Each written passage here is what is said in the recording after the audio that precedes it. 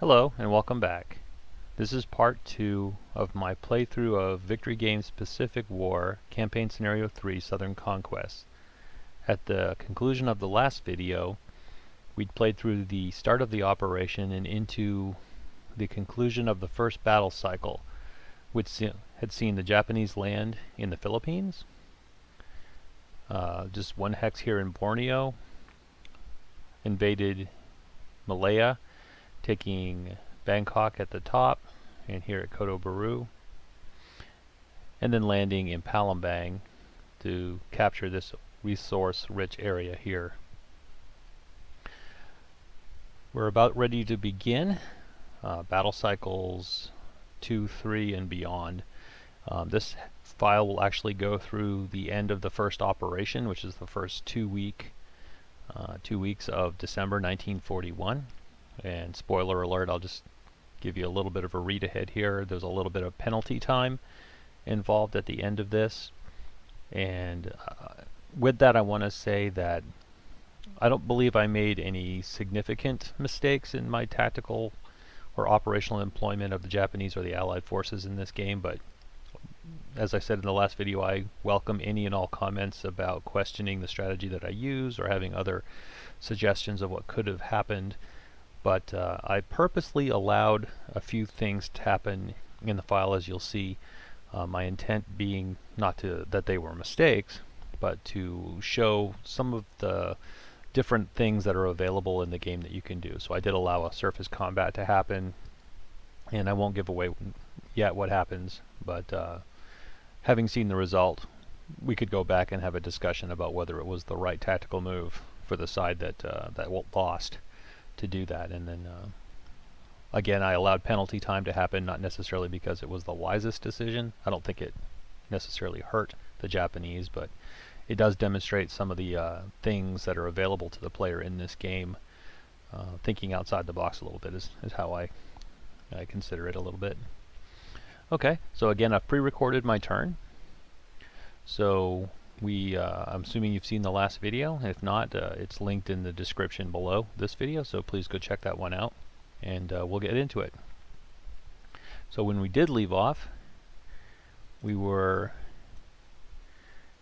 just at the start of the advantage movement phase. The Japanese had won the advantage, and the Japanese have chosen again to move their naval and subunits first.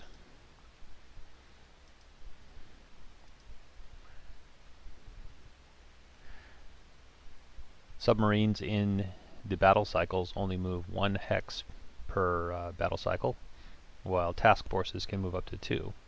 And in hex 3920, which is here in the Philippines, the Allies have submarines, and even though it is a Japanese turn, submarines on either side can attack in any movement phase. So even before these task forces that you see there, if you'll hover with your mouse, they pop up. Task Forces 4 and 7, even before they move, the Japanese get an opportunity to roll to see if they get an attack against those. They roll a 3, which is more than the number of submarine steps they have in the hex, and there are at least 3 Japanese naval units in the hex, so there will be 3 attacks. And down here I've placed the 3 units that the Japanese, I play both sides of this, so these are the 3 I've chosen to attack. You see there I'm designating targets, and according to the house rules that I'm using, the Japanese destroyers will try to screen against one of the attacks, and in this case they'll try to screen the heavy cruiser. They roll against their anti-submarine warfare capability, but they don't get a hit, which would not have damaged the subs, but it would have prevented that 1 attack. So all 3 attacks are allowed. So the roll against the heavy cruiser results in a hit. That is a miss, and that is a miss. So you see I've just added, you can see now a starburst has popped up on that counter there. The destroyer has an anti-submarine strength of 2, but it has taken 3 hits. So that is halved, because this counter represents 6 ships. 3 of them have been sunk, so the strength of the anti-submarine combat is halved to a 1. So it rolls for that. And it does actually roll a 1. So one of the allied submarines in this hex will then suffer a hit.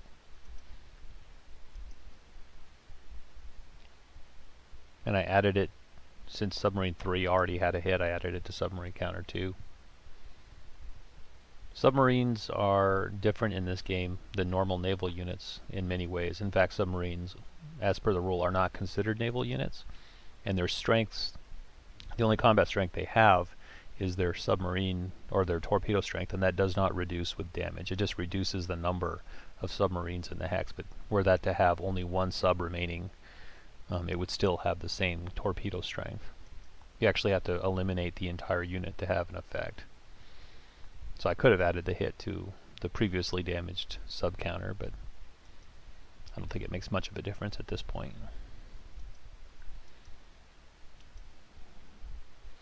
Allied or Japanese task forces continue moving.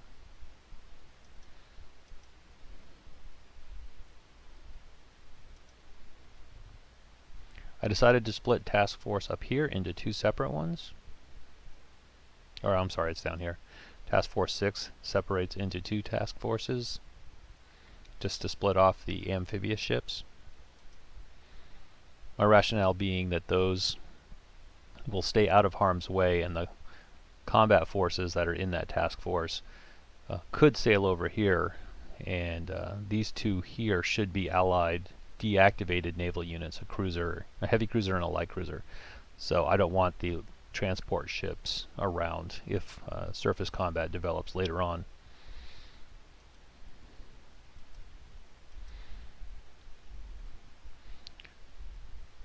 So Task Force 12 was formed, and I could bring that in to show you from Task Force 6. So Task Force 12 is this AA4 unit, which was pulled out of 6 and became its own task force. And you are only allowed to reorganize task forces at the beginning of the task force move.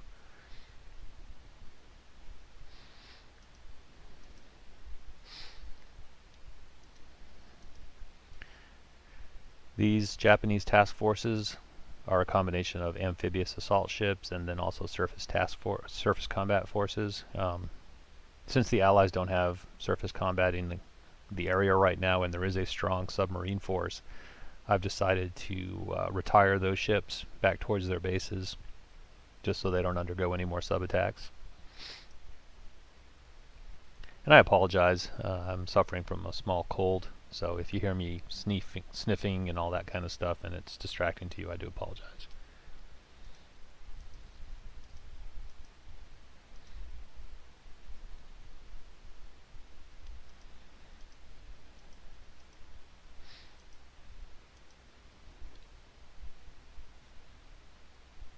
And I'm purposely deciding not to move some of the task forces their maximum number of moves. Again, they can move 2 in the battle cycles. Task Force 1's an example of that. I don't want him to get too far away yet. He may become, he may be handy. The Allies have a task force here. So they do have a force of battleships and cruisers here in Task Force 11. But Task Force 3 is exposed out here. Task Force 1 is a heavy cruiser, light cruiser, and a destroyer. It could be handy. So I don't want to move him too far away, and he could also bombard over here, Force 5, if I choose to do that. So I have a little bit of time left. I want to keep them in the vicinity.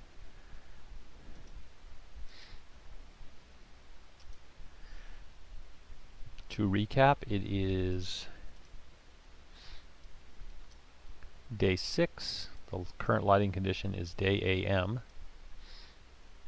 So the Japanese are going to be doing some airstrikes.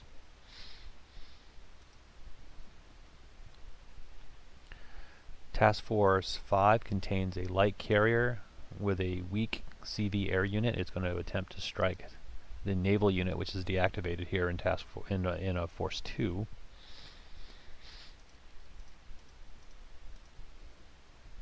The Allies do attempt to detect it. They roll a 6. Because the Japanese have strategic initiative, the Allies have to add 1 to their die roll, which results in a miss. So the Allies do not detect. Those are the forces that are in that Allied place. So I'm going to attack the Boise. And miss horribly. Flak strength in return, which flak happens after the attack in this case, because the strike was not detected. Their strength is a 2. Rolls a 6, that's also a miss. On the 2 steps of air unit, fly back to the carrier. If you haven't noticed yet in this game, if you really want to be effective with your airstrikes, have your counters as close as you can to maximum strength. Now this is a 3-step carrier. It can only carry 3 steps, so that air unit will always be weak. But for land-based air, if you can consolidate up to a maximum size of a full 6-step unit, you'll get much more effectiveness out of your air units. And I show that later on where I rebase some stuff to where I'm allowed to, after the air units air combat, to consolidate them to where I can get maximum strength back in my counters.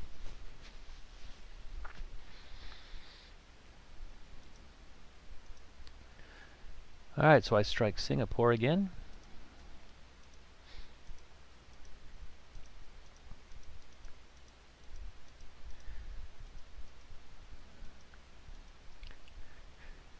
Because I know there's air units there and there's the potential of there being interception in air combat, I roll a coordination roll for the Japanese, and I do not get it.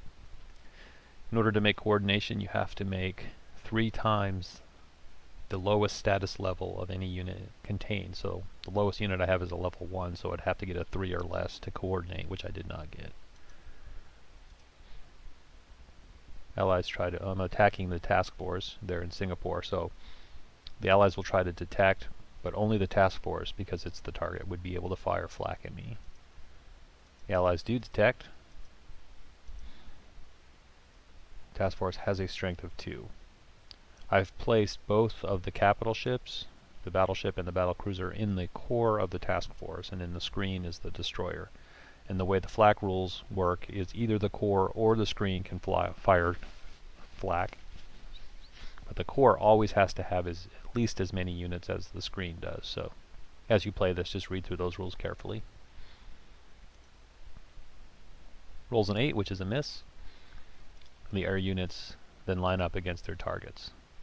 I put the level 2 against the repulse and the 2 level 1s against the Prince of Wales. And right off the bat, the strength 5, which is, when I mean strength 5, I mean that the naval strength on this undamaged 2-engine level 1 unit is a 5. Its first roll is a 0, which is a phenomenal roll. And if you look at the Japanese chart, you go to the naval, a strength 5, rolls a 0, you follow this yellow color band down to 2-engine versus naval. Scores 3 hits.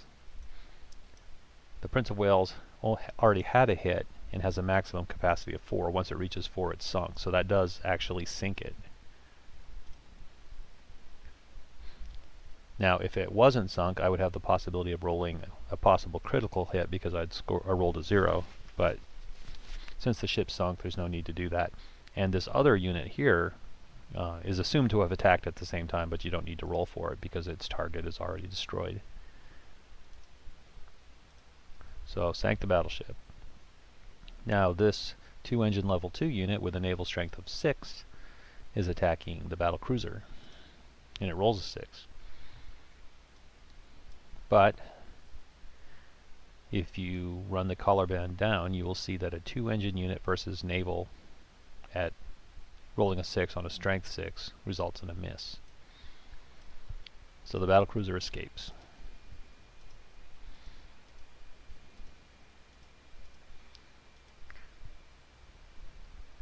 And I decided to fly those attackers back to Force 7 and Force 21. One of them started here in Force 17, but it does have the range to get back. I have a 1-engine unit based permanently here in this base, and its purpose is to exert a zone of control. Now, zone of control is not an actual thing in this game in the way that it's in other war games. I just use that term loosely. It's exerting a influence in the 2 hexes around it for supply. If the Allies were to have an air unit in this area and I didn't, to cancel it out, I would not be able to trace supply to the unit here. But that air unit is allowing me to then build coverage out here.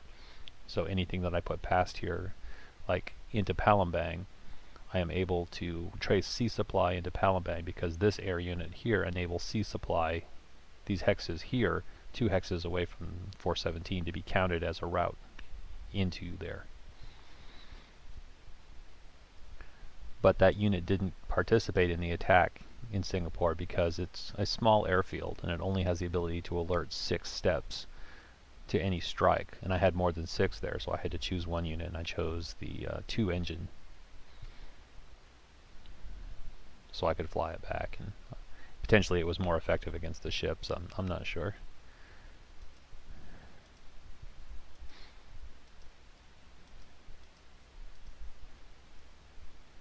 Okay, I'm going to strike the land unit here at Koto Baru.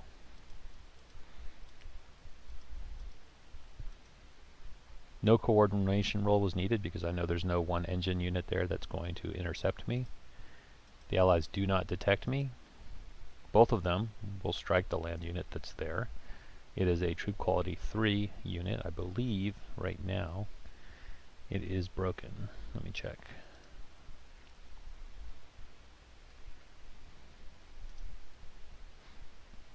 That is Allied Force 12. It is not broken. So it has a troop quality of 3. And it's being struck with ground strength of 6 and a 5. And the first one scores a hit. I achieved my result. The other one doesn't have to roll. But the Allied unit now has to roll that troop quality check. Scores a 5 and breaks. Good news for the attackers. So I place a broken marker on that land unit.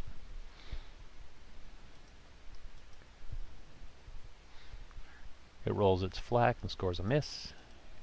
And a successful strike. They fly home.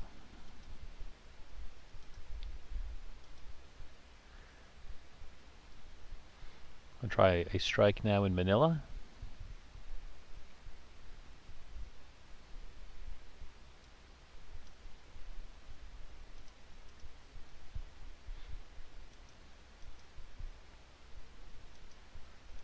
And I decide to mass on Manila.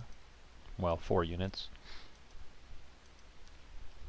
And to not fly over the Allied unit here and have a potential attempt for him to detect me, I'm flying around it.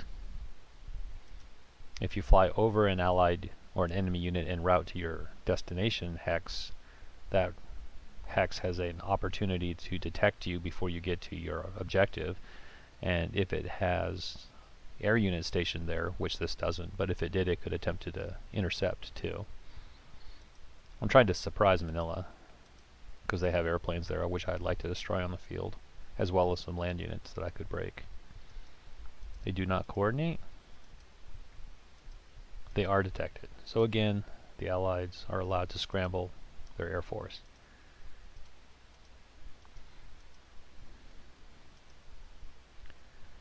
The lead Allied unit has a cap or air-to-air strength of 4, but he's a level 0. He's attacking a level 2, so that differential is subtracted from his combat value, so he's a 2. He rolls a 1, scores a hit.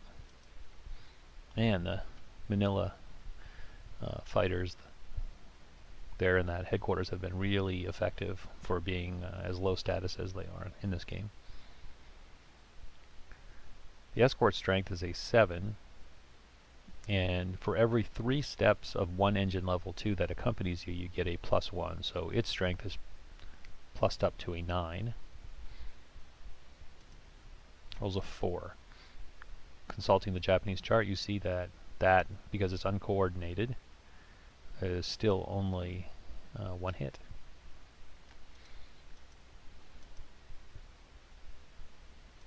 Flak is a 7 and flak misses.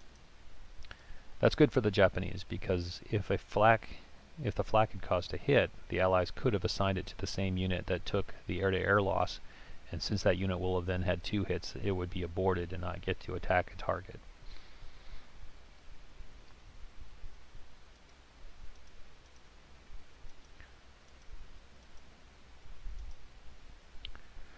So these 2 will attack the land unit, and these will attack those naval units.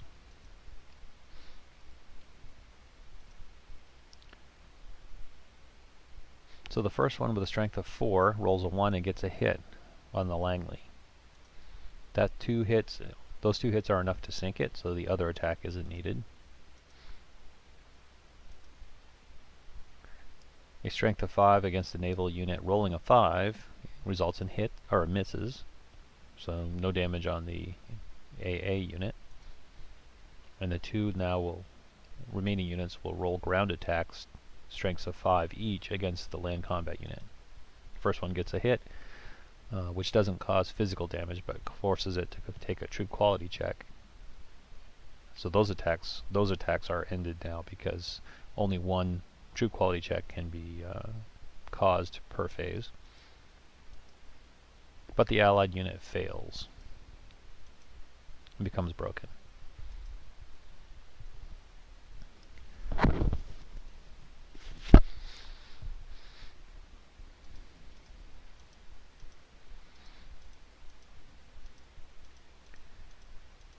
Everybody flies home.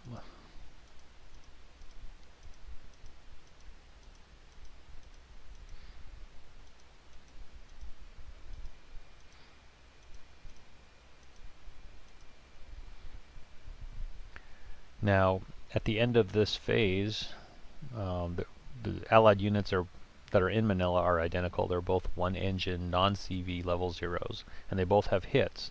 So they're allowed to consolidate into, and I'll show you here on their card. Where is it?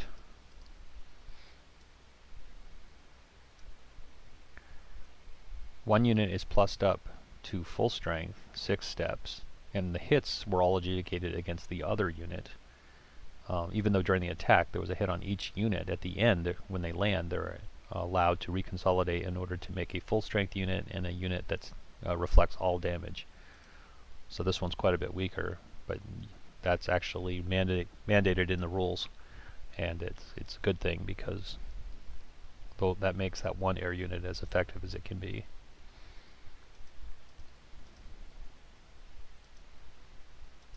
No naval combat, but there is a bombardment. And again, it is here. 3 ships with a strength of 4 and 1 with a strength of 2, and right off the bat, I cause a troop quality check. The unit that's there, it's broken, so even though its printed troop quality is 3, that's halved, rounded up because of being broken to 2, so it has to roll a 2 or less. Rolls a 3 and just barely misses it and fails again, which causes it to lose a step. Allied Force 12. Just looking to tell you, it is a 7-step unit which now has been forced to lose another step.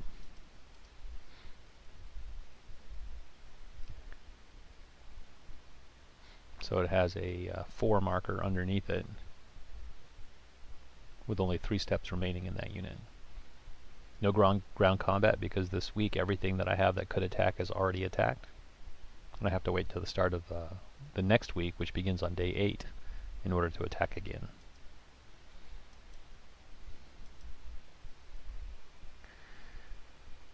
Because there's no Japanese unit in Manila yet, Force 16 is broken. The one land unit there is broken, so it does get a chance to rally.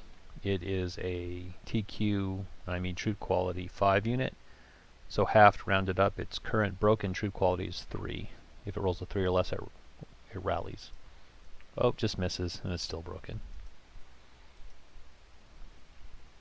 And now it's the Allies' turn to move. They'll give chase with their subs.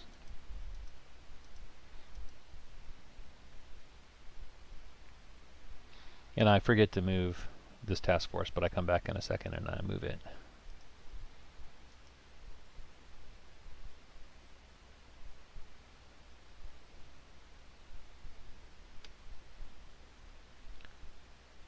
The 2 Allied units in Manila will attempt to strike the Japanese land units here that are conducting combat in 3920.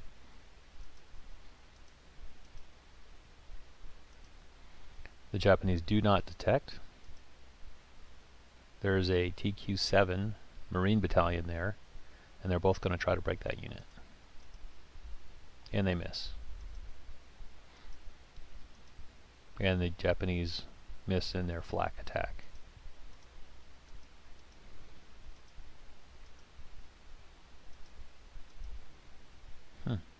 That's too bad. I think I could have moved those guys out. I think I did forget.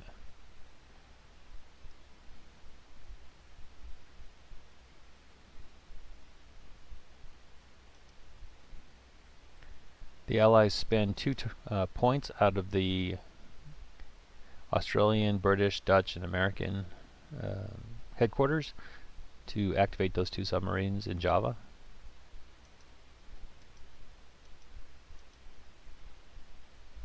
Detection and removal. Again, anything not in an enemy occupied hex or enemy installation hex can flip back to its non-detected side. And the day adjusts to day 8. Lighting is advanced to dusk, and the Japanese get the advantage again.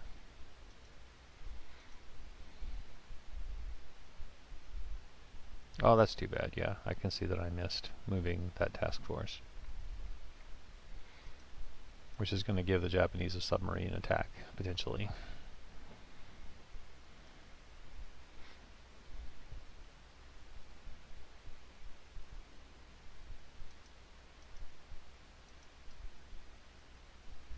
So Task Force 6, which has some surface combat ships in there, moved into Force 9's hex to try to bombard.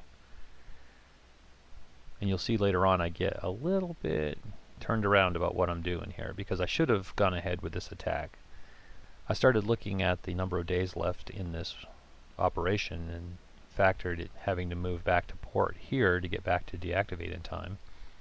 And I wound up taking this move back because I was thinking I didn't have enough time to get back before getting into penalty time, and I didn't want to burn points too much having stuff activated in penalty time.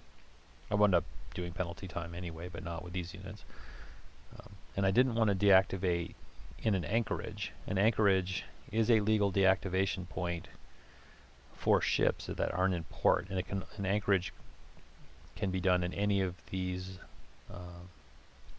restricted water hexes, which is this teal color, not this blue. But doing that exposes them to Allied submarines, so they would be attacked for the rest of the month. So I didn't want to do that. The only place that ships can deactivate safely from enemy submarines is in port. But then I realized after the fact that I've taken port here, so I rescinded the moving this guy back towards the Palau Islands. I went ahead and rescinded that, but this bombardment never actually did happen. The Allies searched for Task Force 6 in their own hex. That's a fail.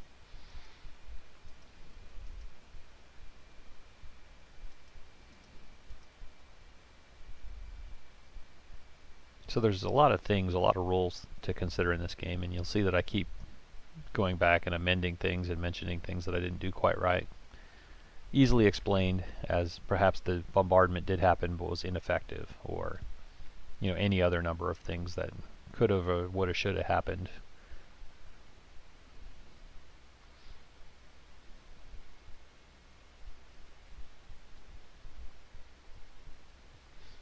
I decide to move LCUs, land combat units, at this point because I've loaded a Marine battalion up here onto Task Force 3 because I wanted to move it over here that you'll see.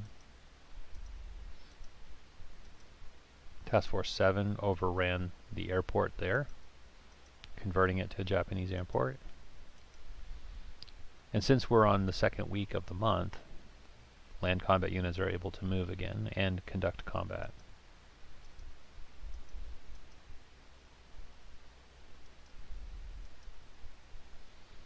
land combat units here in the Philippines are moving closer to Manila.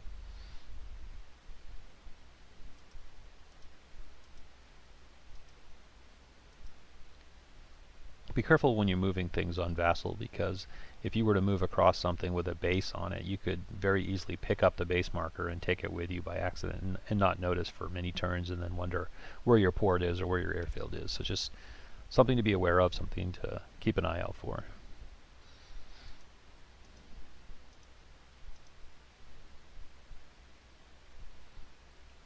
The forces here in Mindanao are moving into the hex to force combat with the Allied unit there.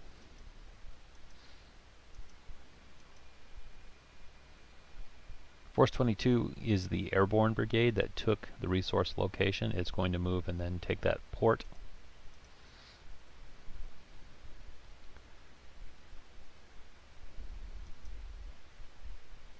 And once I fly in a one engine unit into this airbase here, it provides coverage to that port, so the units there will not be out of supply. And that gives me a jumping off location potentially for Java.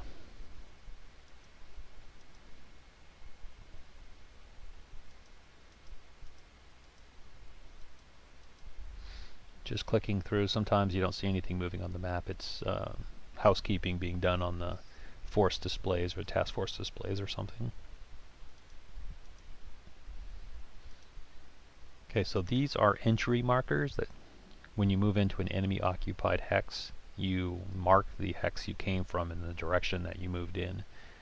And these dictate where that unit needing to retreat later on, which way it would go, and it would also dictate which way the enemy unit would have to retreat in a direction opposite of that, potentially.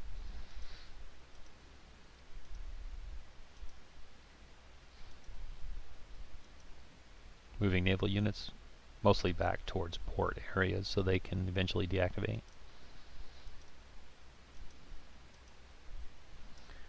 I'm moving a surface combat, it's just a destroyer, but I'm moving over here to Hong Kong to just bombard. It would be nice if I could preliminarily break that unit and it stays broken potentially prior to the operation later in the month where I'm going to attack Hong Kong. Hong Kong does search for the task force and does not detect it.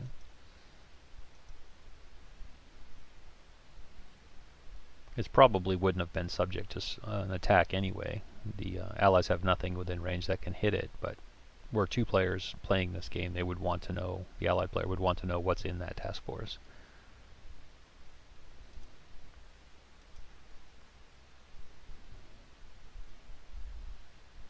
So Task Force 3 has a Marine battalion embarked.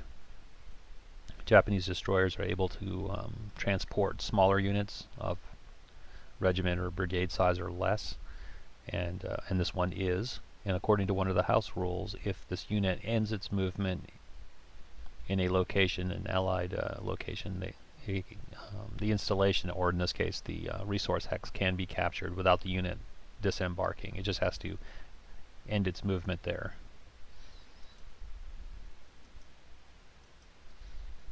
The battleships decide to move because I didn't sink both of the capital ships here. The battleships are going to come down and take care of that. And this is where as I mentioned before, I noticed that I might have, forgetting about this port here, which I had neglected to realize that I owned. These units are going to deactivate here eventually. I was thinking I don't have time left in this operation to bombard up here in 3319. I need to be getting back towards a port, thinking all the way back here. So that's where I mentioned Task Force 6 has to go home, so he has to leave now to have enough time. And I adjust all of these moves to move them closer down here.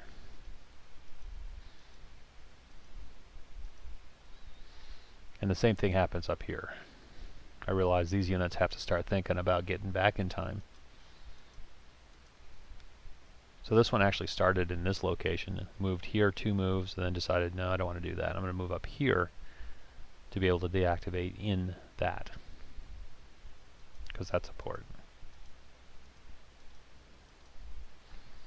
And I adjusted it again. See, I don't remember clearly what exactly I did each move. It's going to just come back here to Saigon.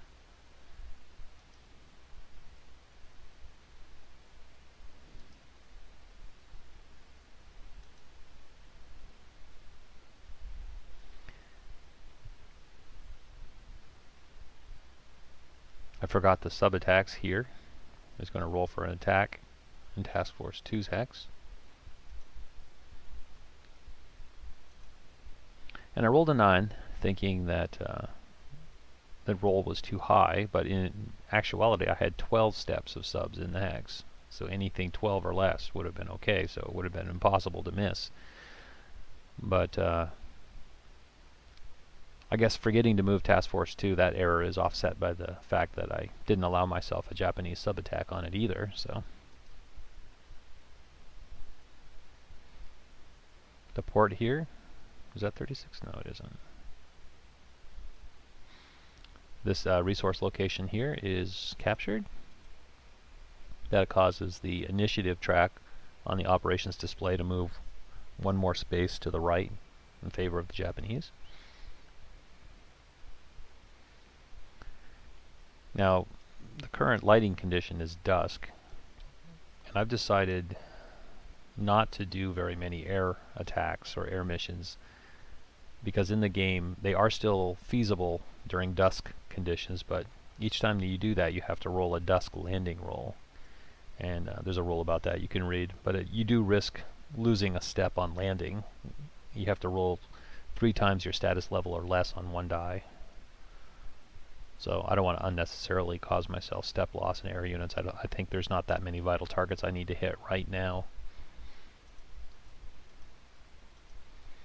But I did decide to rebase this level 2 unit down here as discussed into this airfield, and that provides, it negates any allied air in this area that would force me eventually to not be able to have sea supply back there into that airfield or that port.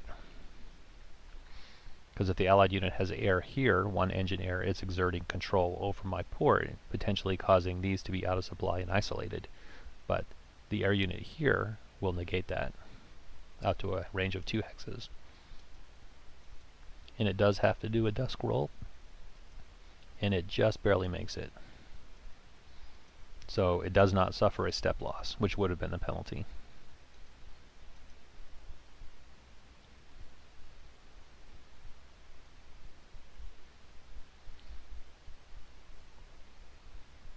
I was thinking I might want to risk a dusk attack on that task force, but of course you needed to detect the task force first. So a spotter plane from Task Force 11 will give it a try and not detect it. So the Allied Task Force 2 is technically not detected, so nothing can attack it. Other than a submarine, which I messed up on anyway.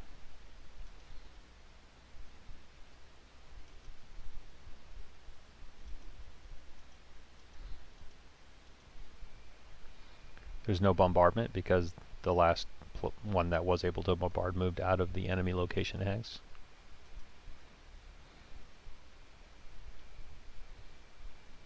And we get to ground combat, and because we're in the second week of the operation, units are going to be allowed to attack again.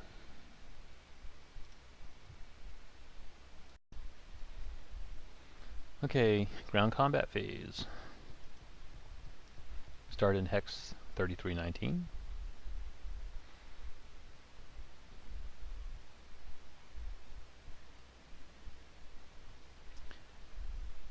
Okay, I'll bring the card over to show what forces. Japanese Force 4 is this Marine Battalion and this Infantry Regiment. A TQ7 and a TQ3.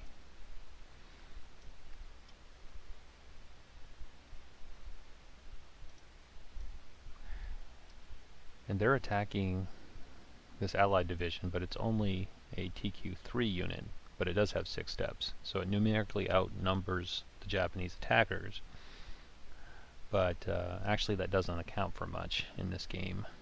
Japanese have the advantage in that they have higher troop quality and that they're attacking in a clear hex which won't have column shifts. So we will take a look at the ground chart.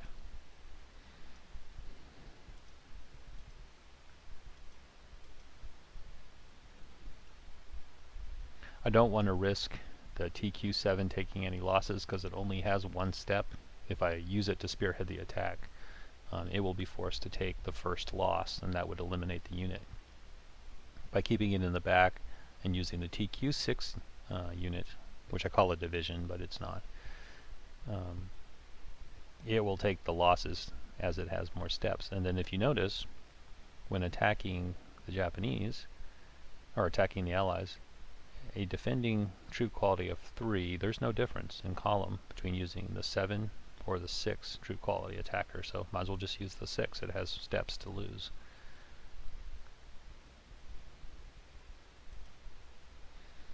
So that gives me column 14, no column shifts because of clear terrain, and no die roll modifiers since we're relatively evenly matched in steps. I roll a 2. You go out to column 14 and you see the result of 0 attacker losses and 2 defender losses. Now this red portion here is mandatory attacker retreat. The blue would be mandatory, this is mandatory defender retreat. The blue would be mandatory attacker retreat, and the white would be optional. The allied unit is not broken, so it will take a troop quality check. If it passes the check, it has the choice of either taking full losses and remaining in the hex and not retreating. It's called mandatory, but it doesn't technically have to retreat if it passes, but it would take both losses. Or it could retreat 1 hex and take half of the losses, so it could retreat and only take 1 of those losses. We'll see what happens. Again, it is a troop quality 3 unit, so it fails its check. So that mandates that it retreats and it takes full losses, which are 2 steps. It is a 6-step unit, so it will be down to 4 steps.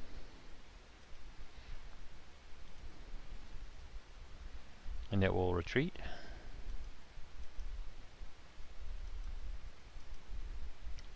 And a 2 hit marker is placed underneath the physical counter on the force card. Japanese Force 4 doesn't want to leave it on its own, because if it's not occupied, if it doesn't have a co-located enemy unit, it would be free to try to rally in the rally phase. So I want to keep contact and try to pursue it. And that is done by rolling against the troop quality of the unit that was in the lead. In this case, that was at TQ6. And the Japanese pass their check, and they're allowed to pursue and maintain contact and move into the hex where the unit retreated to. And the force entry marker here is placed to show its movement in.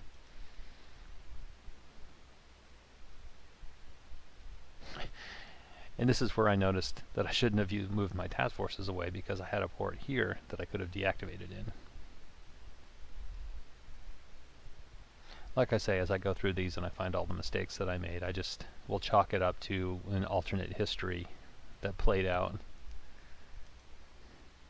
So I adjusted moves from where they were at the start of the movement phase to where they would have moved, but I didn't allow the unit to come back and bombard or anything like that.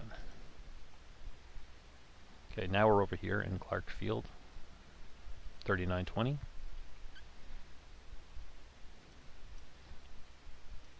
The allied unit is Force 7. Force 7 is a troop quality 4 North Luzon Corps. It has previously suffered 3 hits. It is broken, so its troop quality is effectively 2. Japanese Force 13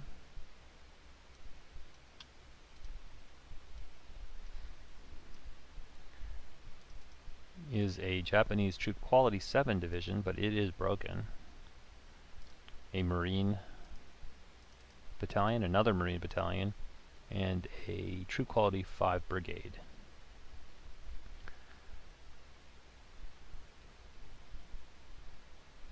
I forget which one is it. Must be getting old, losing my memory. 4-7 is at 9 steps. The attacker is at 9, 10, 11, 18 steps.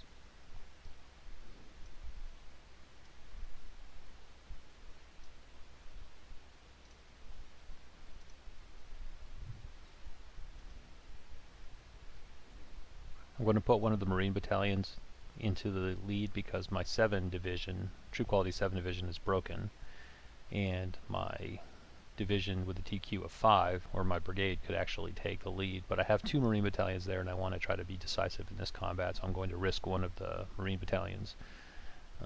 Will give me much better column on the attack, but it will be risking being destroyed on any loss that it suffers. So you'll see there a True Quality 7 unit attacking a True Quality 2 unit, and gives me column 15. Clear terrain, does not shift any columns, rolling. And I get another great roll, 2. Now since we have 17 or more steps in the hex, I get an outstanding roll. Result of no attacker losses, the Marine battalion survives, and it causes 7 defender losses. So it was a 12-step unit. The Allied unit had 3 previous hits. So this brings it up to 10 hits. But because it was a mandatory defender retreat, and the unit is already broken, it is forced to take an additional step loss, bringing it to 11 total hits, 1 short of eliminating it.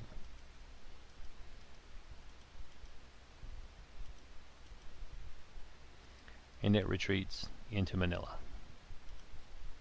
So the Japanese convert the airfield. They have now captured there.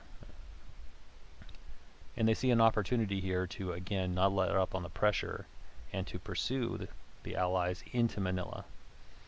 Since the previous strike had broken the Allied unit defending Manila, it's True Quality 5, and it is broken. I don't want them to have the opportunity to try to rally, and I don't want the division the corps that was here to come back and potentially rally. I want to keep contact with them and prevent that. I have to occupy the hex with them, so I'm going to try to pursue again. And the pursuit roll works out, and the attacking force gets to proceed into Manila.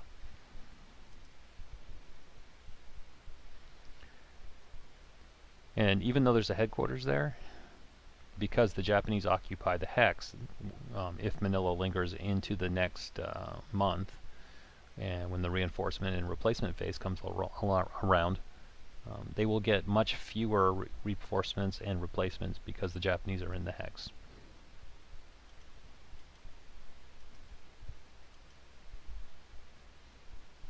Okay, let me load up the next one.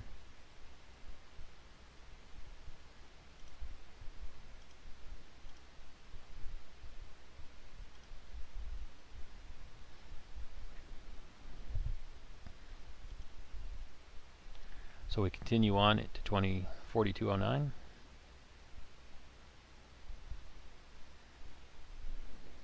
And I won't bring over the card, but I significantly outnumber the Allies in this. It's a clear hex. I have a True Quality 7 division. The enemy unit is broken, lowering its True Quality to effectively a 2. I have 22 steps. The Allies have 3, so that gives me a plus or a -2 die roll modifier on column 15. Rolling a 3 down to a 1 on column 15 is pretty bloody. It had fewer than 6 steps remaining, so the 6 losses there, no attacker losses, 6 defender losses, eliminates the unit. So the Japanese capture the hex and convert the airfield.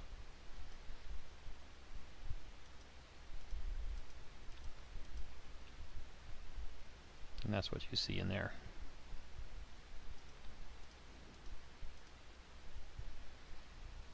Airfield repairs not needed. Rally. The Allies can't try to rally here in Manila now because the Japanese are in the hex. I did have a ship located in Hong Kong, so it tries to bombard with a 2 and misses.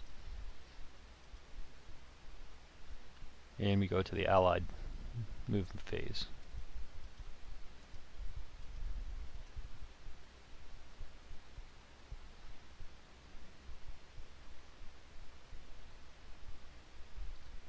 Alright, where are we at? 3908.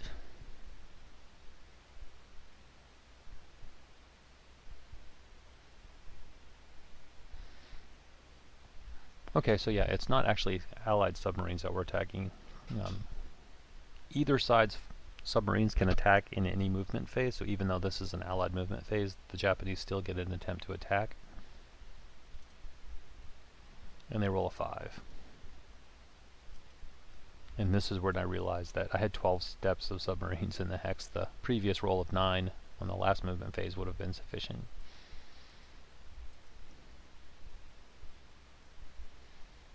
So since there's only 2 Allied units, I get 2 attacks. The destroyer does have the ability to try to screen, and it will try to screen against the battlecruiser's attack, but it is not successful. The Japanese put a torpedo into the repulse, which is 1 hit, but it misses the destroyer. The destroyer gets to roll its anti-submarine and misses. And now the attack gets to happen even before the Allies leave the hex. So this is turn, or hex 1 that it moves. And these subs will continue to chase the Japanese task forces.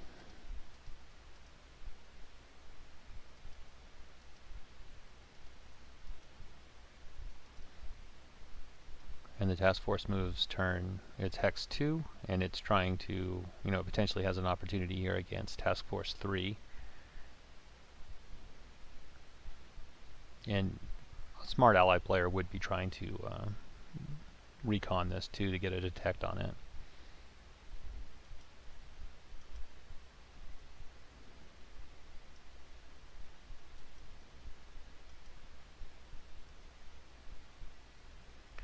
And this is where I have some task forces that start making it back to places they can deactivate.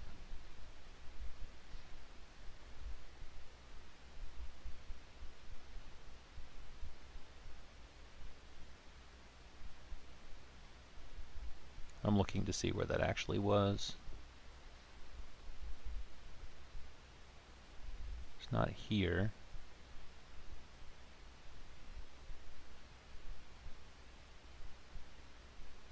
So yeah, down here in Formosa, I'm going to have task forces 7 and 4 deactivate.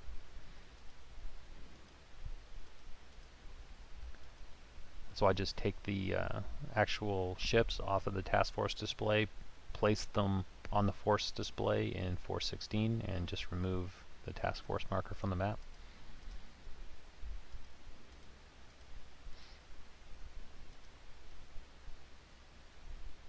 I probably could have deactivated 10, but forgot it to.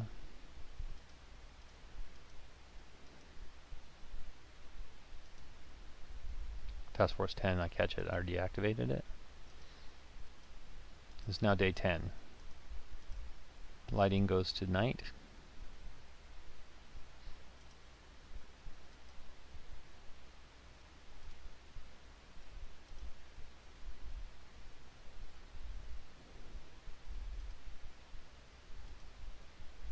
And in this battle cycle, the Allies outroll the Japanese and become the advantaged player.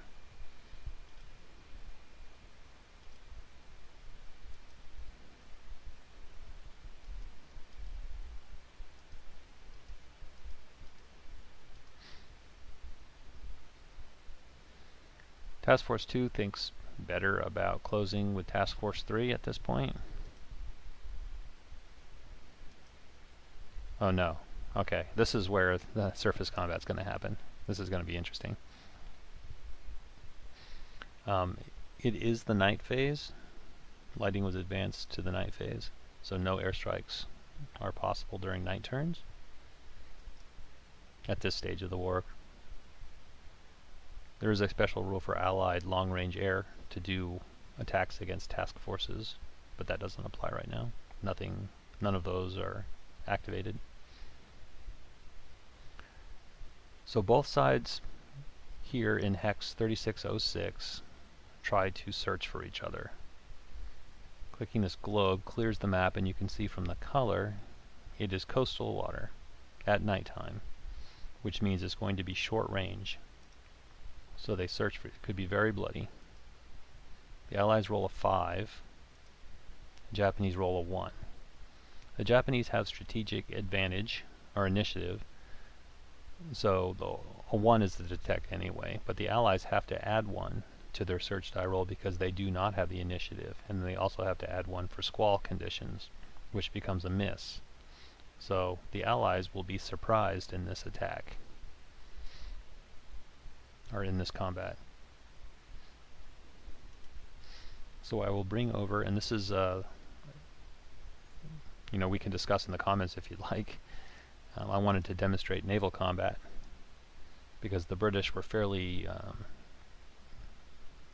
what's the word I'm looking for? They were, they put their ships in harm. The Force Z initially was pretty aggressive. They sailed up to try to intercept the Japanese, and I don't think that they would necessarily run from a fight. That's not the British naval tradition, and I wanted to demonstrate naval combat. And it really, we'll see what happens, but it could have gone the other way too. So,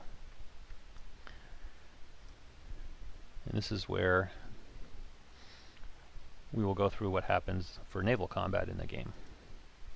Because there is surprise, I put the surprise marker in there, the Japanese surprising the Allied side. And what happens is in the 3 rounds of naval combat per battle cycle, the Allies will not get to fire in the first 2. And it will be at short range, where Japanese ships are very effective. Up to 4 units for each side are placed on the map. Since the British only have 2 and the Japanese only have 3, they're all placed on the map. The destroyer DD2 is transporting a unit.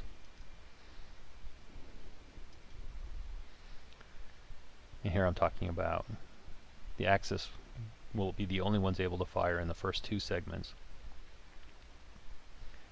Since DD2 is transporting a Marine battalion, its combat strengths are halved, except anti-aircraft fire.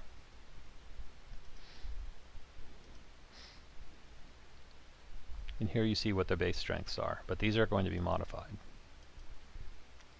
In the optional rules, it says that at night, the Imperial Japanese Navy get to add 1 to their gun and torpedo values when they have the strategic initiative, and they do. And also, concurrently, the Allies, because they don't have the initiative, have to subtract 1. According to the house rules that I'm using, the battle cruiser's gun value is reduced at 1 at night, by 1 at night, if it fires on the destroyer. It sounds like a lot of rules, and they all pile on each other, but it's actually not that complicated to follow. So here I'm aligning units which will shoot at what, or what will shoot at what. I'm going to put the heavy cruiser against the battle cruiser, and the destroyer and the light cruiser will fire on the British destroyer.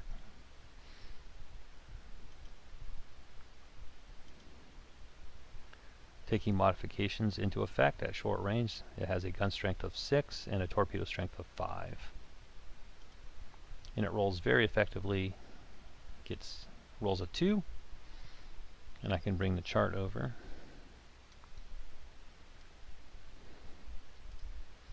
A 6 strength, rolling a 2 at short range, naval, scores 2 hits against the repulse. It only had a hit capacity of 3. It had previously taken a hit from the submarine, so it sinks, and it doesn't get to shoot back because British fleet was surprised. So it's immediately eliminated. Now, the cruiser had targeted with torpedoes too. I don't need to roll that because the battle cruiser is sunk, but you still are to assume to have expended the first torpedo salvo, so you put a 1 torpedo marker. Japanese ships that are armed with torpedoes do get 2 loads of torpedoes. If this was an Allied ship, it would have a 0 torpedo marker because it does not have a reload. Now the Japanese destroyer unit will shoot at the British destroyer unit. Its values are halved, as we talked about. So you see there, its modified values are 3 and 8, but that's half to 2/4 guns/torpedoes. It gets a hit with its guns and rolls a possible critical hit with its torpedoes. So its modified strength was a 4. It rolled a 0, taking that down to torpedo combat. That's 3 hits, which should sink the unit because it had a hit capacity of 4.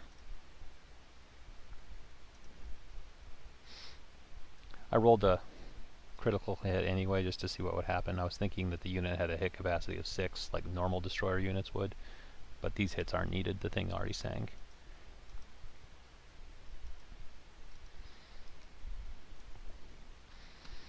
So I wanted to demonstrate naval combat, as I mentioned. You can see this pretty much stacked up to be wholly in the Japanese favor. Combat occurred in coastal waters at night, and they did have tactical surprise, so they basically slaughtered the British without the British even having a chance to respond. But that's how it's conducted. Both sides would have fired if they hadn't had surprise, and then there would have been rounds 2 and 3 as well, where we would have bid for range.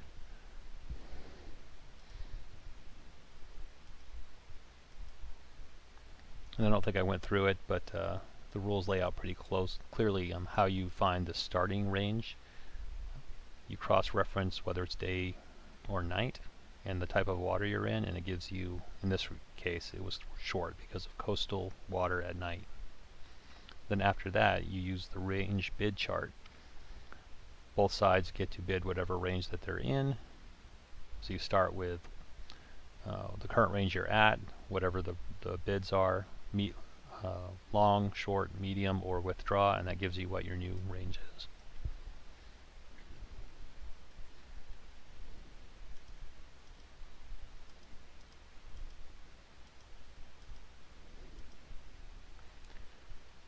The destroyer in Hong Kong will try again to bombard. It again rolls an 8 and misses.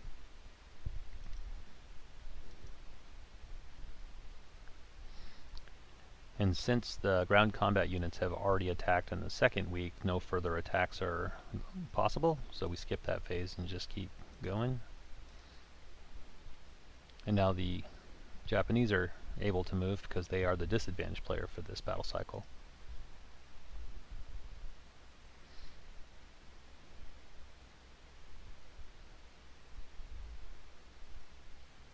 I had moved the land combat units already, so they don't get to move. I mean already in the week.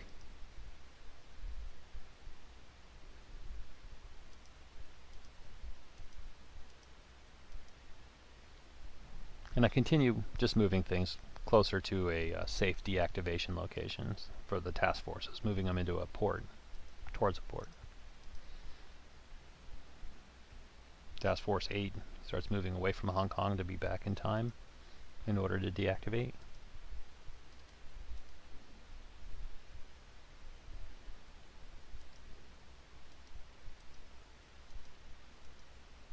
You basically want to move everything 1 hex, stop, and your opponent would have a chance to search before your move, after hex 1, and then after hex 2.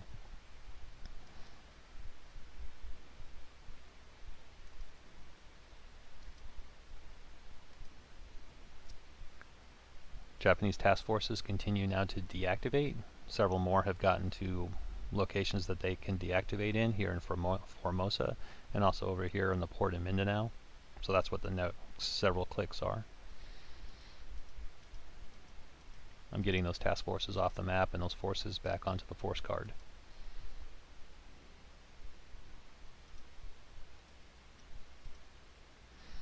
And here's a quick little technique that I use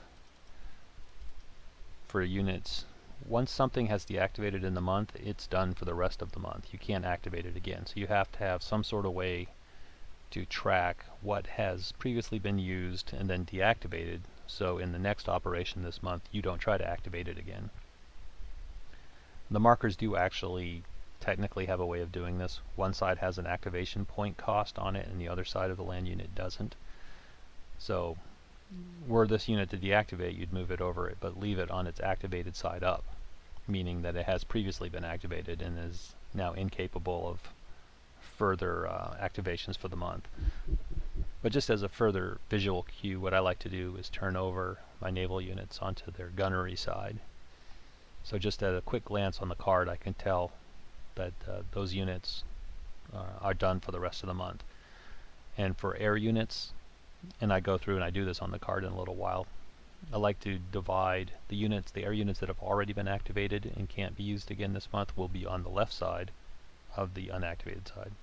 And the units that, for example, this or this, that haven't been used yet but are able to be activated in the next month, I will put them over on the right side of the card, still on its unactivated side. But that tells me that if it's over here, I can't get it. I can't use it again. If it's on this side, I'm able to activate it again, or be able to activate it because it hasn't been used yet.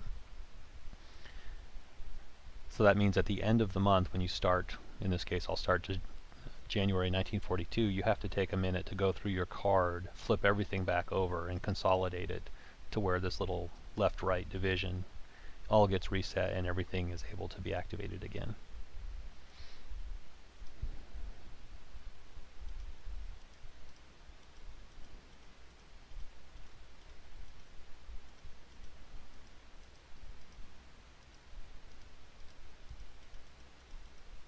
And I'm just still putting ships back into their locations on the cards.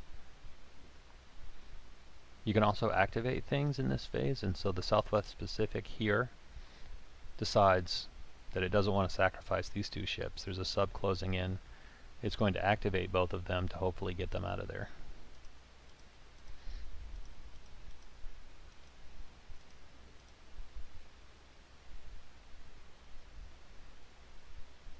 So Task Force 2 actually is a cruiser. It's a light cruiser. But there's some land units and air unit in that hex too, so I eventually put the force marker back on the map. I deleted it thinking, well, the ship's on the map now, you don't need the force marker, but there are additional combat units there that will come back in a few minutes.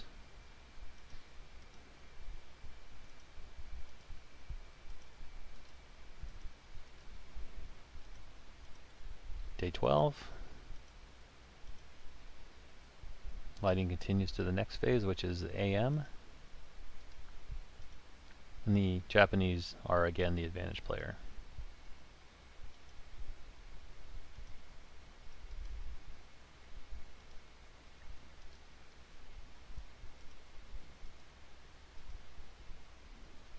A sub moved into this hex that had the cruiser, and it will get to try to roll for an attack.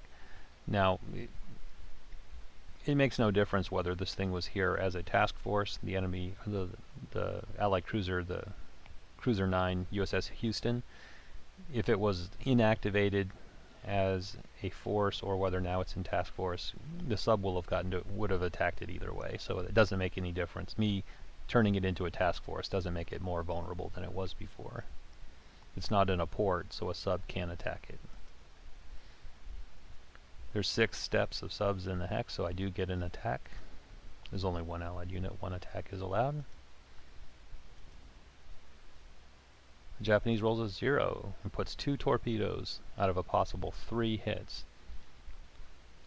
It takes 3 to sink the Houston, so it's 1 hit short. Now there is a special rule in Pacific War about once a unit is a cripple, which means it has 1 hit less than its maximum to sink it. Every multiple of 12 subs within a certain distance, which is 10 hexes, you get a 1 in 10 chance of sinking the ship outright. But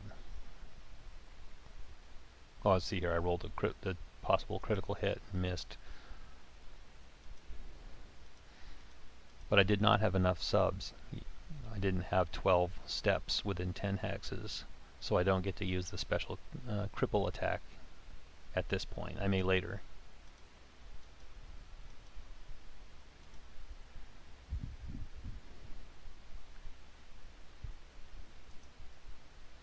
Going to strike the Allied again in Manila.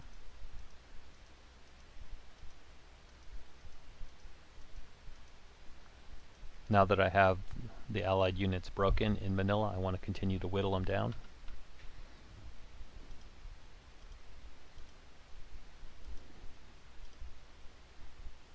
But the Allied player is able to alert again, so I am not going to get to destroy his planes on the ground.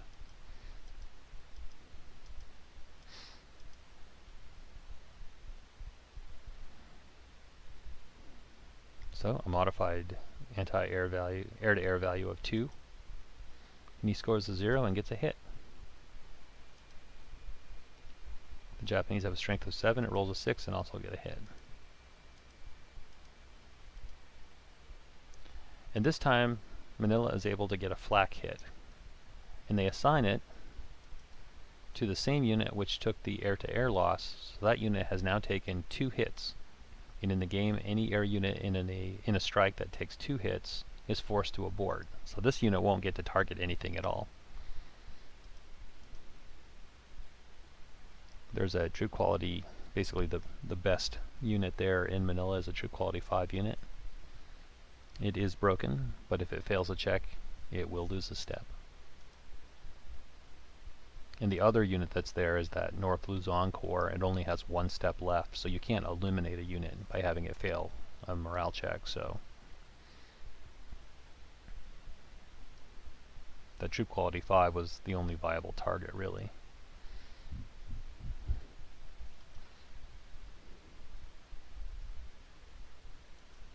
It fails its check and loses a step.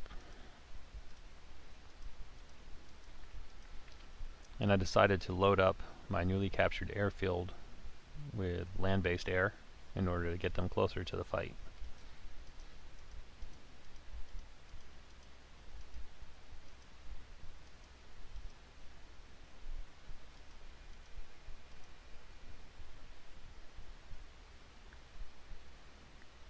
And since these task forces are here, in order to attack them, I need to search for them and find them. I should have been doing that before, during movement phase. So 4020 had a unit at the time. It rebased, but at the time it was here, so at a range of 4 hexes, 1, 2, 3, 4, it's going to try to search for Task Force 1. And with a lucky roll, it actually does find it. It got a +2 for Squall, but it gets to subtract 1 for having the initiative, and it barely detects. So I have extra air units. I decided to try to hit that Allied task force. Oh, I initially also tried to search at a slightly longer range from here, Task Force 2, and did not get it.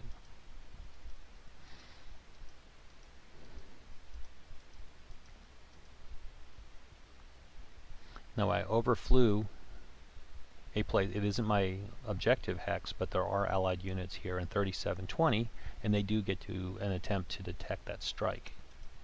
And they are able to detect it. So when those units fly into the cruiser's hex, it will already be detected.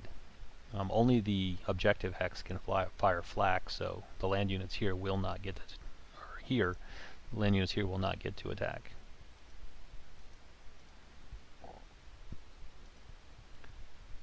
But the cruiser's damaged, so it has a very low flak strength. The way strength less than 0 works is you have to roll a 0, and then you roll again, and on a 4 or less, it gets to score a hit. But it misses.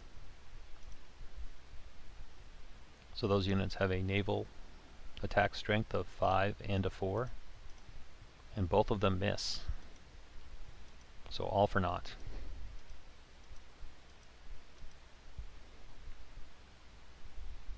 I rebase that 2 engine there.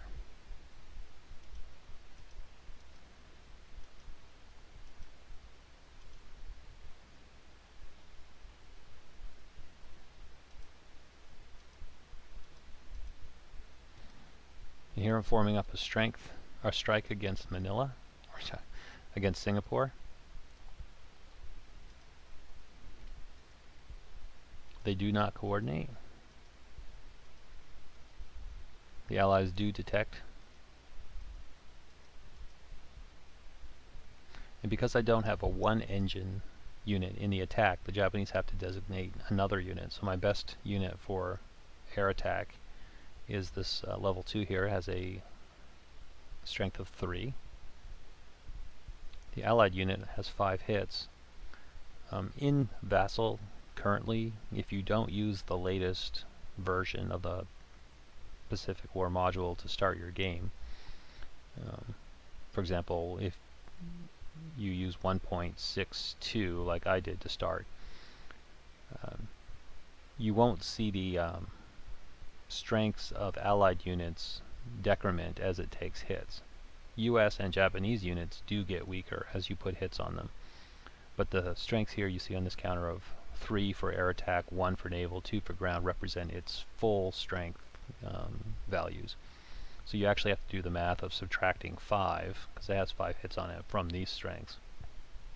If you started your Pacific War game using the latest version, 1.64 of the module, the developer has added that feature to where those strengths should decrease as you add the hits to it. So the true air strength of this allied 1-engine unit is a strength less than 0. It's actually a -2. So this unit has to score a 0 and then roll a 4 or less in order to get a hit. And it does not. The Axis air-to-air strength is a 3, and it does score a hit, which eliminates the last step of that British air unit in Singapore.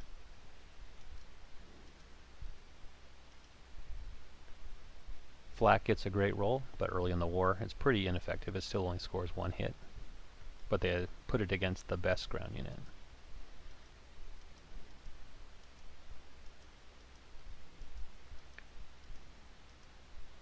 And that's how I want to divide who attacks which ground unit.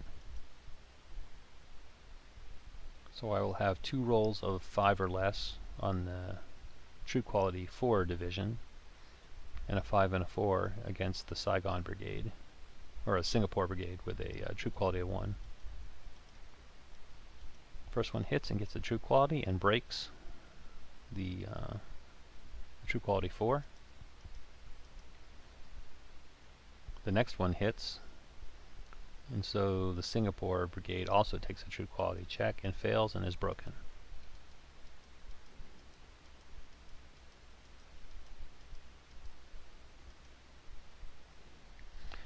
And they didn't start, when they started this attack, there was a level 2 and a level 1 air unit in each of these air bases. When I flew them back, I grouped them to where the level 2s all went back to the same place and the level 1s all went back to the same place, and that will allow me to consolidate them to put all the hits onto one unit and leave the other one at full strength. So it will be, those full strength units will be much more effective.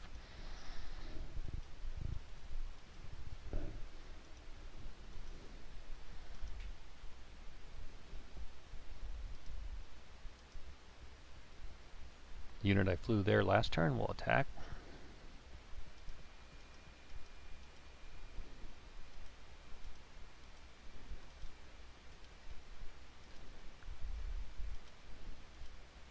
But it does not get a hit.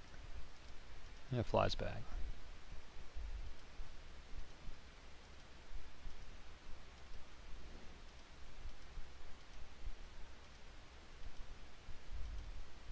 This attack is unsuccessful also.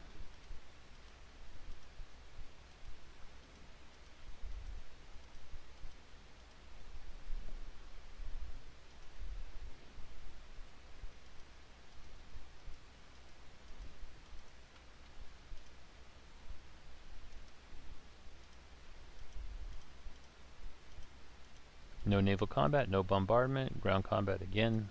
Nope, no. So Singapore units do try to rally. There's no Japanese unit in the hex, so they do get that opportunity, but they fail. Allied submarines move.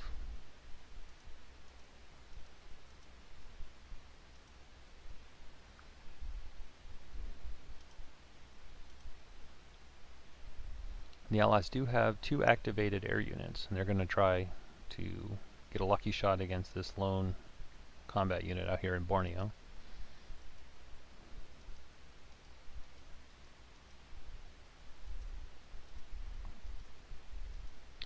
They detect, but the Japanese flak is ineffective.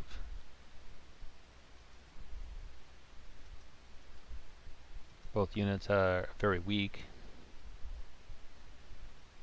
So again, you have to do that strength less than 0 calculation. And they both miss. But I fly them back to the other side of Borneo, where they will consolidate into a slightly larger, more effective unit. And it does get them out of where they might be overrun or destroyed.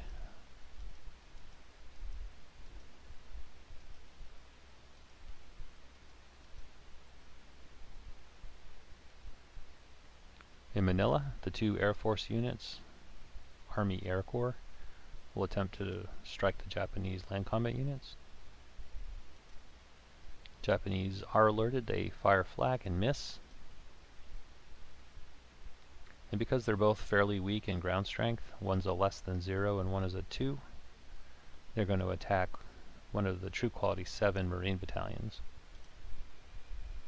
The strength 2 unit misses, and the strength less than 0 gets a 0. So if he rolls a 4 or less, it counts as a hit, the weakest possible hit, and if he rolls anything more than a 4, it's a miss. And he gets another 0, so quite improbably, is that word, the strength less than 0 unit hits. So that Marine battalion, one of the highest true quality units the Japanese have, has to roll a 7 or less to pass his check, and he fails. It's amazing. I don't know what the likelihood of coming out a strength less than 0 unit has for causing a Marine battalion to fail, but it does.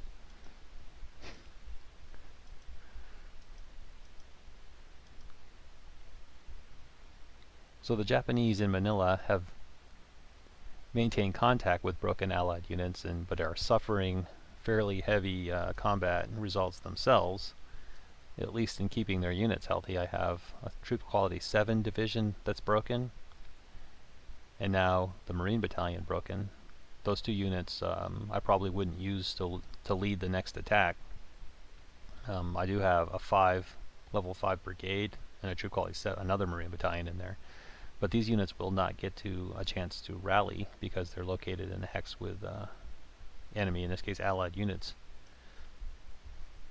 So they're both feeling the pain of combat, both sides, the Allies and the Japanese. Continue some deactivations, and that's up here, that task force.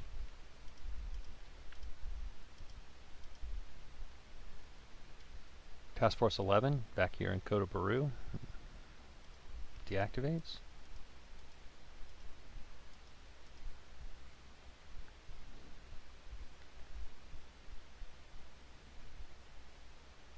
Task Force 1 has made it back.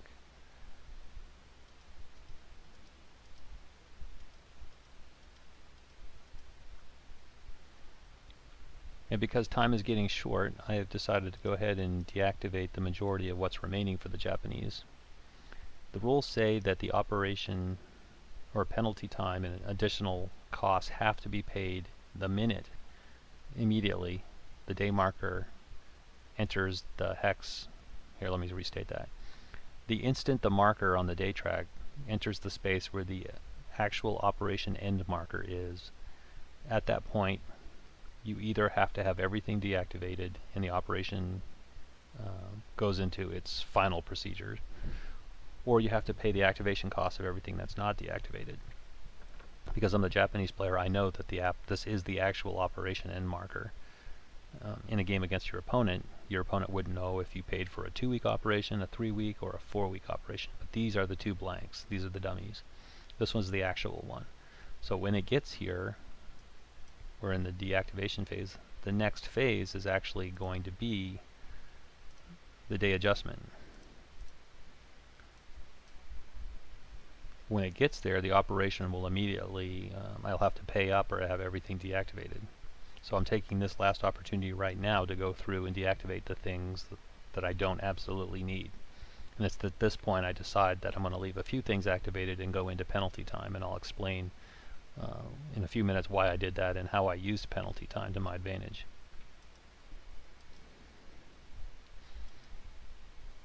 But all the air and land units that I don't need anymore, I'm moving over off the activated side on the card to the deactivated side.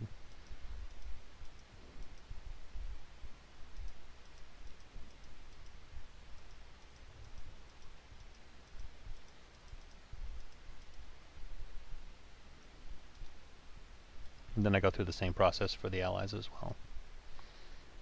And here is just kind of what it's looking for, and I'm starting to organize them in the way I discussed previously. If it has been activated and now deactivated, I put it over on the left side of this unactivated portion of the card for the force. And if it's moved to here or here to the right side of this block, that signifies that it hasn't yet been activated and it would be eligible for activation in a following operation in the month.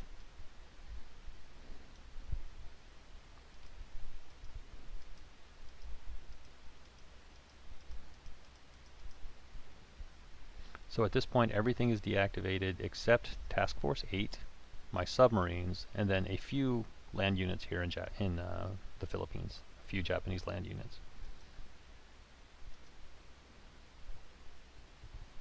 The Allies do not deactivate their task forces because they still need to evacuate those. The way the procedure works is if the Japanese had everything deactivated and did not go into penalty time, the Allies would have 5 total battle cycles. Provided they had time remaining too, they could use up to 5 battle cycles to get things to a place where they could safely deactivate them. And they would have to buy additional time as the reaction player to get those things to safety. But since the Allies the Japanese have bought 7 additional days,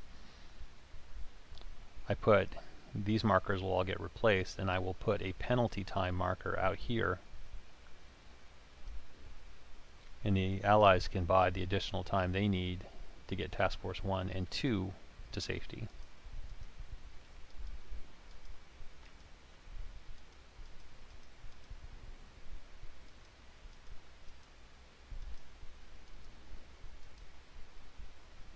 So the day marker is advanced to day 14, and that turns out that it is the actual op-end marker. It is revealed. The operation is supposed to end, but I still have activated units. So I pay the cost out of my headquarters points on my display. So if you bring up the Japanese display, the south marker is decremented to pay the price, which I can show, of the additional things that I activated, or I kept activated for 7 additional days. I don't do it at this point, but I pay it out of the 10 remaining points.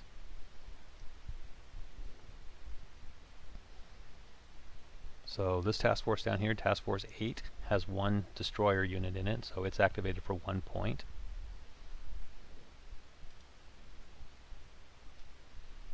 The previous markers, the op-end markers, reaction marker, that were on the month track, the day track, are removed. This right here is the 21. This number right above the day marker tells you what the penalty end day would be if you start here. So it's placed out on 21. And that tells you how much longer you have in this operation under this portion of penalty time. If I still didn't get to a safe deactivation point, I could continue to purchase additional penalty weeks as the operational player if I needed to, and I still had points available to do that. And each of the units here cost a point each, so the Allies pay 2 points to keep those 2 activated. And they can continue to buy time, 7-day chunks, as the operational player continues to buy it. But again, once the Japanese, who are the operational player in this case, deactivate their last non-submarine unit, the Allies can buy no additional time, and they have 5 cycles to get back to port.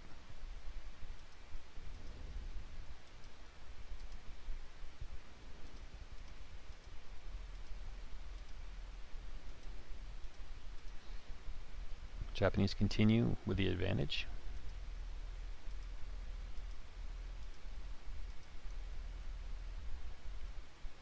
And rather than risk the Allied subs being attacked, I used penalty time to bring this destroyer back here, and I'll show you why I did that in a second.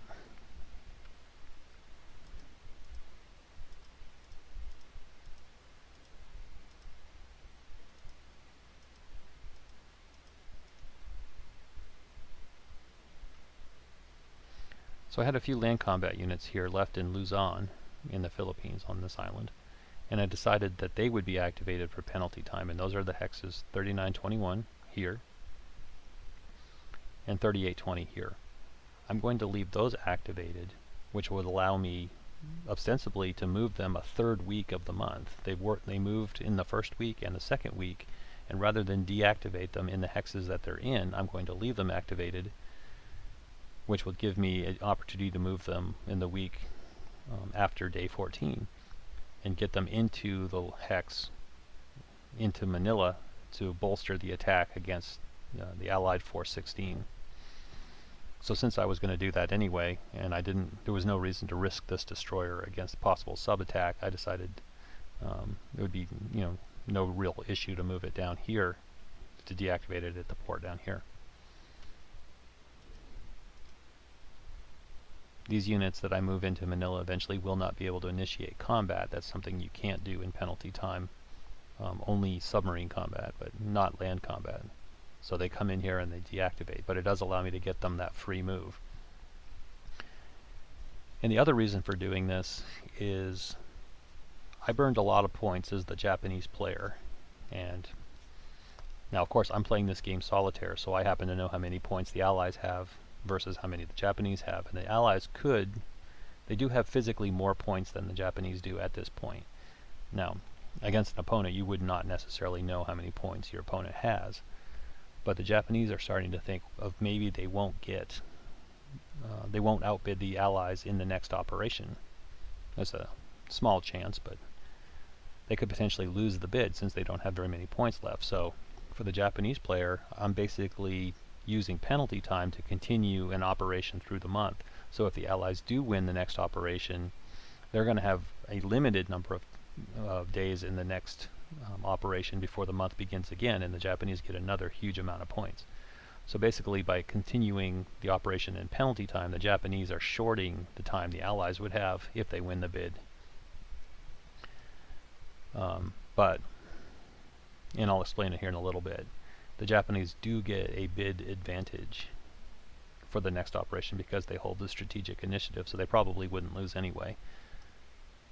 But this is using penalty time allows me to get additional land combat units into Manila rather than have them sit here and become deactivated and not able to move for the rest of the month.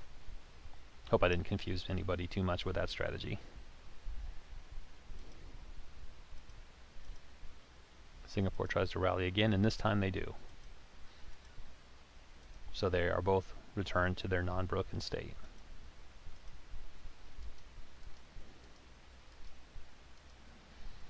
And the Allies are just going to move their subs in the vicinity of Japanese ports on the off chance something gets activated. They probably aren't going to be very effective because those units aren't going to be activated for the rest of the month. The Japanese units ships won't be activated again. But that's what you would want to do with your subs, is get them around where the anchorages and the ports are in order to get shots if something comes out again.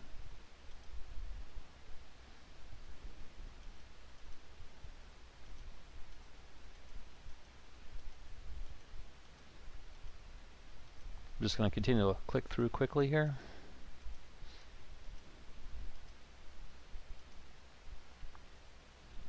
They'll just continue to move down to port to deactivate.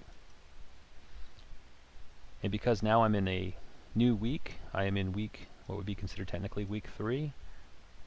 Week 1 goes up to day 7. Week 2 would be up to day 14. So now we are in technically week 3. Land combat units that are activated, and those two are in penalty time, are able to move in order to join with Force 23 or Force 13 in Manila. and they all consolidate into one force, Force 13.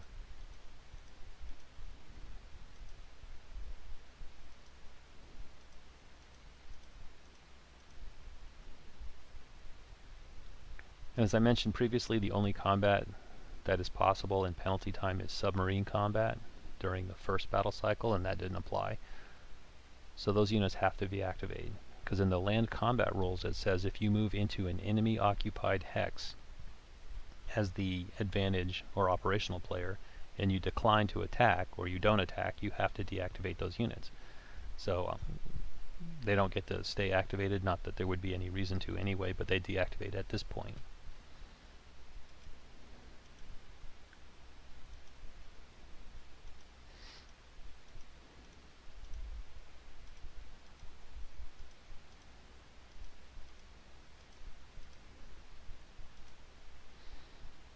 And again, that was an example of that task force unit moved through that hex and picked up that airfield by mistake, so had to be returned back to where it came from.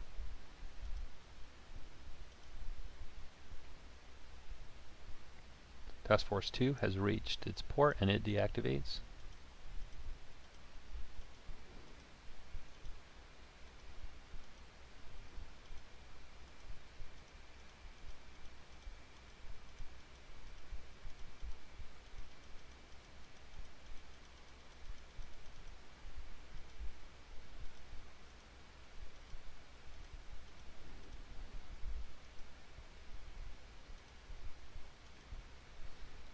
Allied advantage. That should allow them to finish up with the last task force reaching port.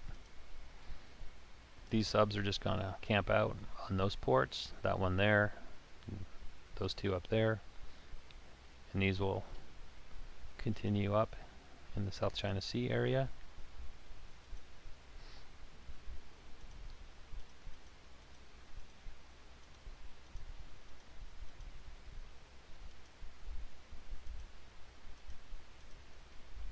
And this is the turn where the last Japanese activated unit arrives and deactivates in this phase here.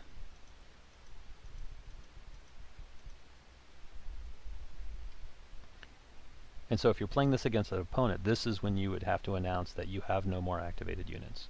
And an operation ends as soon as there are no more activated units. So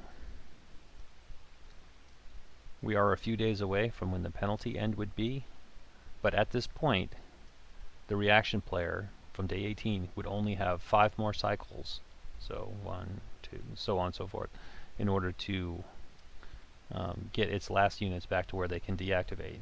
The penalty player cannot buy additional time at this point.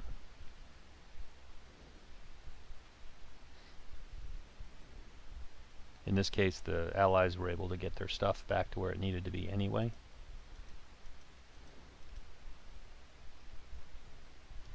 And the rules also say the instant there are no more activated units for either side, but this does not include submarines because submarines stay activated an entire month, the operation immediately ends. So you do not advance the battle cycle timer to the next phase. At this point, the operation is over. And we will pick it up here in the battle cycle at the start of the next operation. The first thing we would do is move from the joint activation deactivation phase to the next one.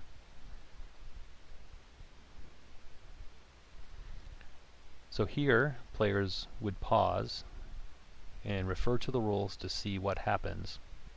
Because there are days remaining in the current month, it says that we revert back to the operational player determination phase. So both sides will bid to see who gets to be the operational player for the next operation, which would commence here on day 18 and run for the number of weeks that the winner bids for.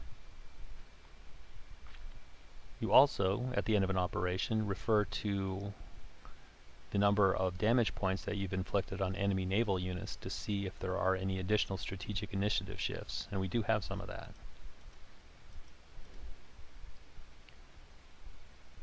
The Japanese naval unit suffered 5 naval hits. They had a destroyer unit take 3 hits, they had a cruiser take a hit from a torpedo, and then one other that I don't recall off the top of my head. Let me see.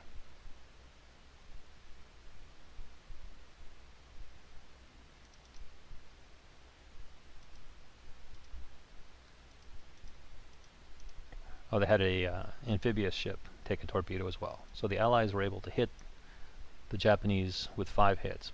But that is not enough to qualify the Allies for receiving a naval damage point. And those rules are at the start of the rules concerning the campaign game. The Japanese, on the other hand, sunk a battleship, a battlecruiser, a light carrier, and they get 1 point for each of those units, so they get 3 naval damage points.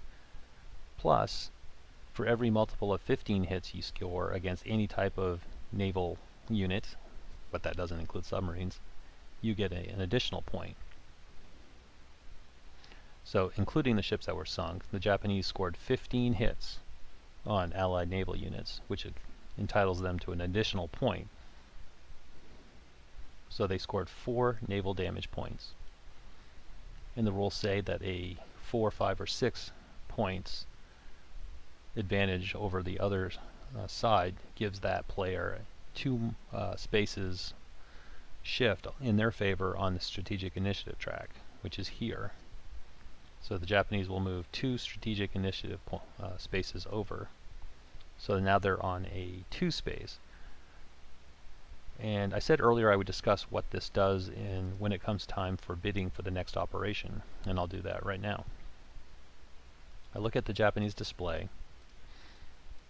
They only have 1 headquarters, so they only have a maximum of 7 points to bid for the next operation. So the Japanese bid will probably be 7 points. The Allies, on the other hand, didn't activate a whole bunch of stuff, and their display is here. The Allies have 2 headquarters with 6 points, but they have this headquarters with 11 points. So the Allies could bid 10 or 11 points and potentially win. But there's this little mechanism in the game, and the main reason you want strategic initiative, because if you have strategic initiative, you get to multiply whatever this number is here by 5 and add that to your bid. Now that is only used to help you win the operational bid. It does not actually count as points you can spend, but even though the Japanese only have 7 points, they will get to bid 17 in order to win the operational bid. So even having less points than the Allies, they will be able to be the winner of the next operational bid because they have their strategic initiative. So I didn't have too much heartburn with spending additional points for penalty time to allow my combat units to travel the extra distance to get into Manila and to rebase this destroyer down here, because I knew through the mechanism of the strategic initiative track I would have an advantage in my next bid anyway. And my next operation I'm thinking about is only going to be Hong Kong and probably an air unit or 2.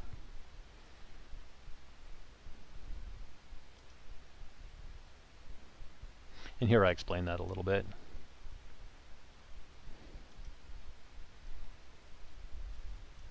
And so I reset the turn marker, which is the strategic SOP marker here, back to the operational player determination phase, and that will be where the bid takes place. The rules say if you have time remaining in the current month, you go to the bid phase in order to begin the next operation. So this is a great place to stop this file. It's gone on for quite a bit, but we've played through the complete first operation as well as the operational ending steps to see how that all runs. So I'd say the Japanese have done a good job rebounding after an initially slow start in the Philippines, and have had great success here off Malaya, eliminating naval power and attriting the Allies pretty significantly. So thanks for joining in, and we'll see you next time.